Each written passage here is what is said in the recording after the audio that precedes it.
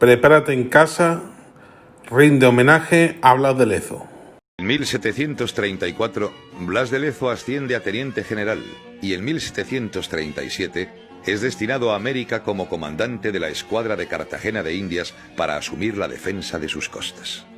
El esplendor alcanzado por Cartagena en el siglo XVII y su importancia estratégica para la administración española de Indias la hizo ser objetivo de ataques de piratas y enemigos de la corona española.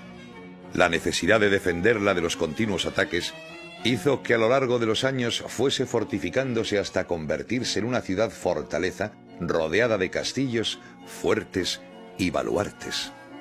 La alianza de España e Inglaterra en las guerras contra Francia en el siglo XVII había hecho que los ingleses recibieran muchos beneficios del comercio con los puertos de la América española.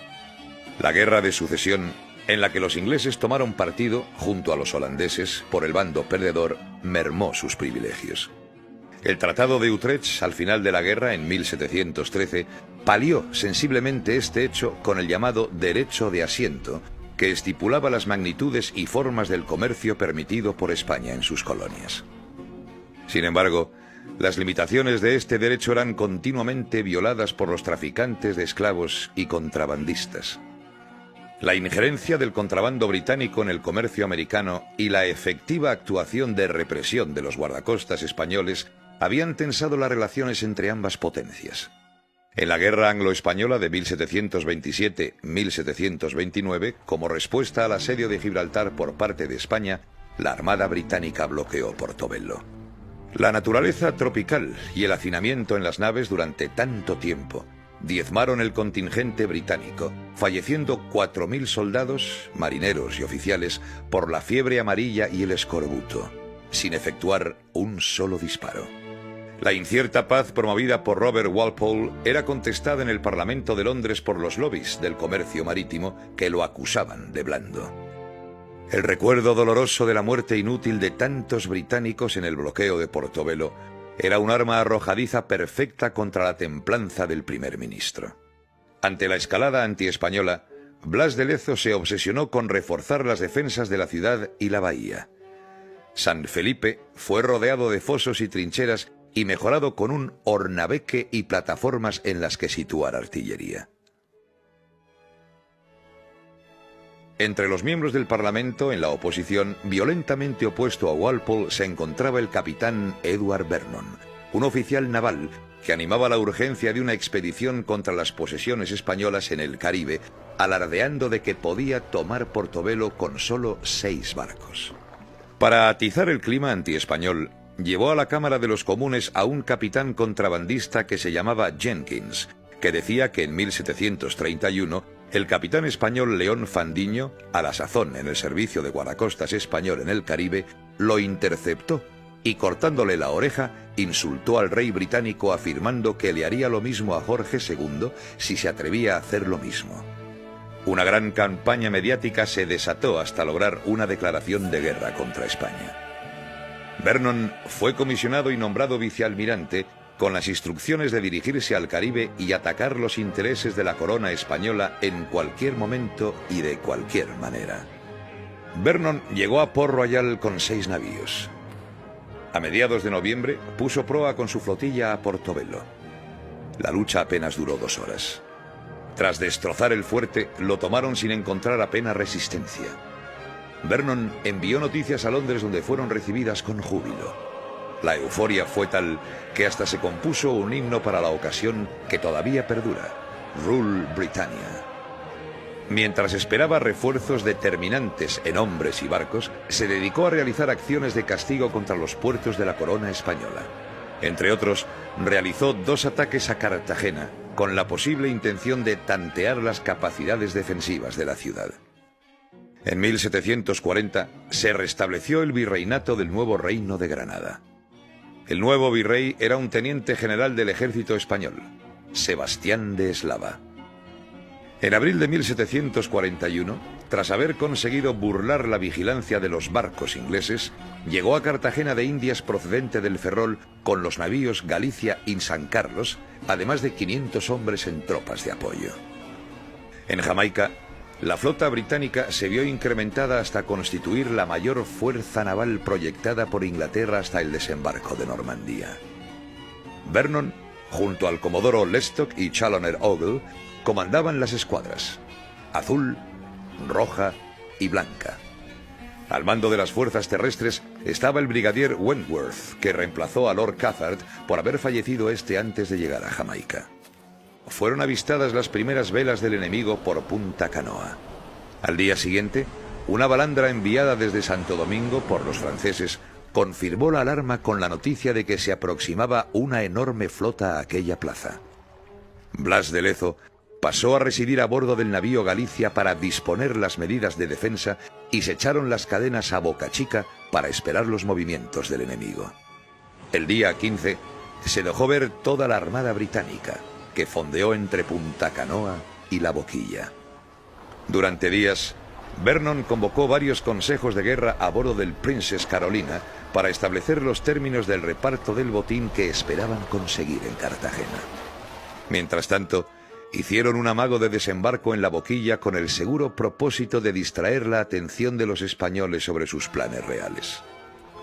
Blas de Lezo dispuso situar los navíos Dragón y Conquistador en Boca Grande. La mayor potencia de fuego de los buques Galicia, África, San Felipe y San Carlos la reservó para Boca Chica. El fuego se inició el día 19, cuando 4 buques comenzaron el bombardeo del castillo de San Luis de Boca Chica, y otros 3 lo hicieron contra las defensas de Tierra Bomba, destruyendo el reducto de La Chamba y las baterías de Santiago y San Felipe. Batidos por el fuego de las baterías de Punta Abanico y Varadero, 4 de los 7 barcos del enemigo tuvieron que retirarse a remolque. El mismo día, al anochecer, iniciaron el desembarco por la playa de La Chamba. Inmediatamente después del desembarco, las diferencias de criterio entre el general Wentworth, al mando de las tropas de tierra, y el almirante Vernon, jefe de la expedición, comenzaron a manifestarse. Vernon urgía a Wentworth a apresurarse en el ataque al castillo de San Luis. El retraso se debía a que las tropas desembarcadas estaban continuamente hostigadas desde las baterías de Punta Abanico y Varadero. El día 30, los ingleses dirigieron un ataque contra estas baterías, pagando un precio de 200 bajas debido a su exceso de confianza. Son reconstruidas al día siguiente. El día 31, Desno, gobernador del castillo de San Luis, hizo una salida para entorpecer el montaje de la batería que armaban los ingleses, poniéndolos en fuga. Desde el 2 de abril, la artillería de Vernon comenzó a batir el castillo de San Luis con el aumento de 6 morteros de granada reales de una manera sistemática, apoyados por el fuego de la artillería naval de las escuadras roja y azul en pasadas incesantes. Una bala de cañón arrancó las patas del taburete en que se sentaba el virrey, reunido con Blas de Lezo en el castillo del Galicia, y ambos resultaron heridos por las astillas. El día 5, viendo el gobernador Desno que venía el enemigo avanzando en 3 columnas, resolvió poner bandera blanca. La respuesta de los ingleses fue el fuego de las baterías y la aproximación de las tropas en ademán de no oír proposición alguna. Toda la tropa fue evacuada a tiempo sin riesgo. Otras embarcaciones fueron a rescatar a la guarnición de San José y destruir su artillería para privar al enemigo de esa ventaja. El Galicia cayó en manos del enemigo con su capitán, Juan Jordán, y 30 hombres de su tripulación. El San Felipe embarrancó con su popa en el bajío de la batería de San José, se le prendió fuego y por accidente se incendió con él el navío África.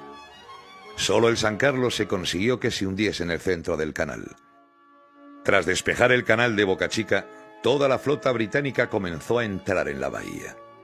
El día 6, a las 3 de la madrugada, el virrey y Blas de Lezo decidieron enganchar todas las embarcaciones del comercio de galeones entre el Castillo Grande de Santa Cruz y Manzanillo para bloquear el paso a la Bahía de las Ánimas.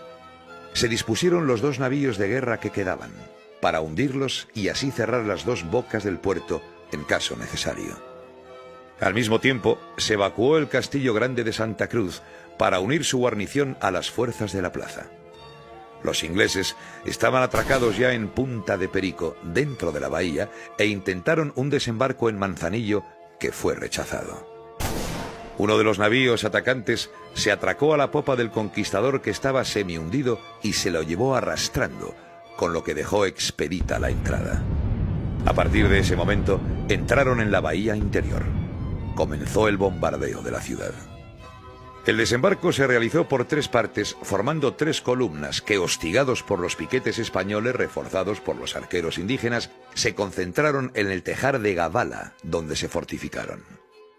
El día 17 tomaron el tejar de la popa y también el de Lozano.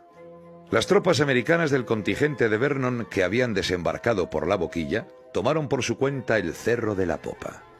Tras un intenso mes de campaña, la flota fondeada en Punta Perico soportaba los rigores del clima tropical y la incógnita de cuánto se iba a tardar en llegar a un desenlace. Blas de Lezo conocía el valor militar de esa demora. Si se conseguía resistir hasta la llegada de las lluvias a final de abril, Vernon habría perdido. Las tropas de Wentworth hacían avances demasiado discretos.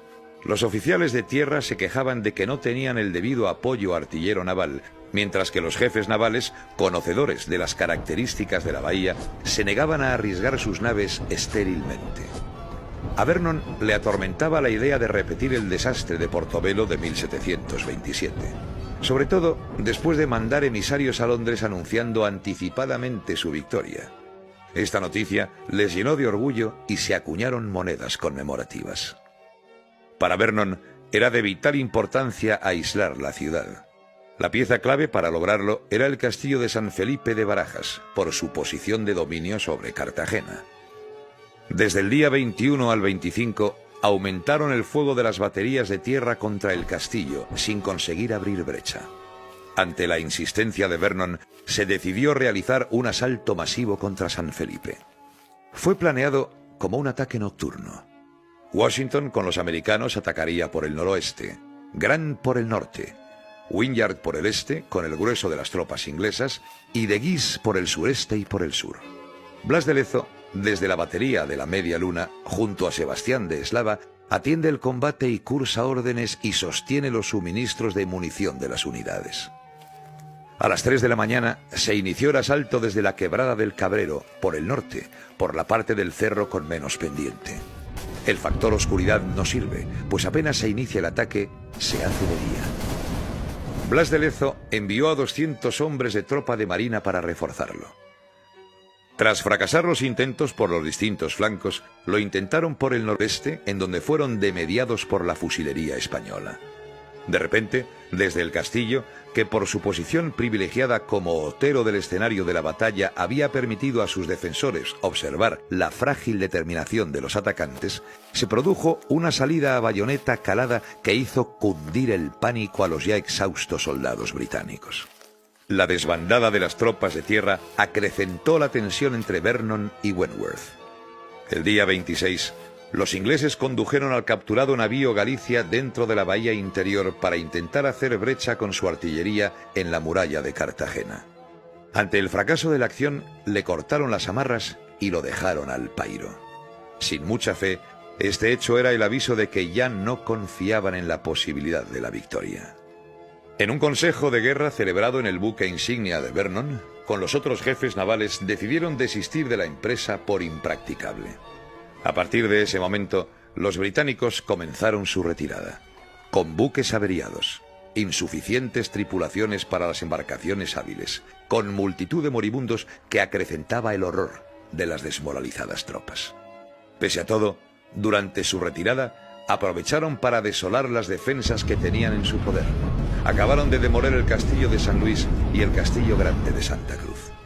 Cartagena estaba salvada. Vernon volvió a Londres. Su desastre en Cartagena se silenció. Blas de Lezo murió el 7 de septiembre de ese año. La defensa de Cartagena fue posible por la resolución de muchos hombres valientes, encabezados por Blas de Lezo, que defendieron con conocimiento y coraje lo que les pertenecía. Medio hombre. Un hombre completo para los suyos. Un hombre completo para la historia. Blas de Lezo para siempre. Si te ha gustado el vídeo, suscríbete al canal.